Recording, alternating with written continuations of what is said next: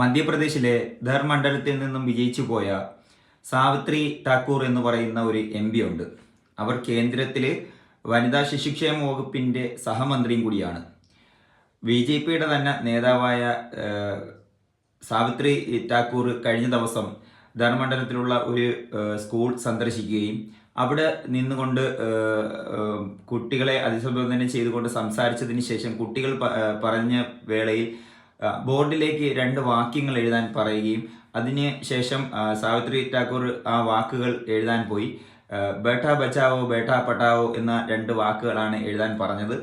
അത് എഴുതി തുടങ്ങിയത് മുതൽ എഴുതി തീരുന്നത് വരെയും എല്ലാവരുടെയും മനസ്സിലൊരു ഇടിയായിരുന്നു. കാരണം എഴുതി തുടങ്ങിയത് മുതൽ എഴുതി അവസാനിച്ചത് വരെയും മൊത്തവും അക്ഷരപ്പിഴവായിരുന്നു. അക്ഷരം പോലും കൃത്യമായിട്ട് എഴുതാൻ അറിയാത്ത ഒരു MP ആണ് ഇവിടെ നിന്നും മത്സരിച്ച് ജയിച്ചു പോയത്. ഒന്ന് ആലോചിച്ച് നോക്കുക BJPയുടെ ഒരു അവസ്ഥയെ.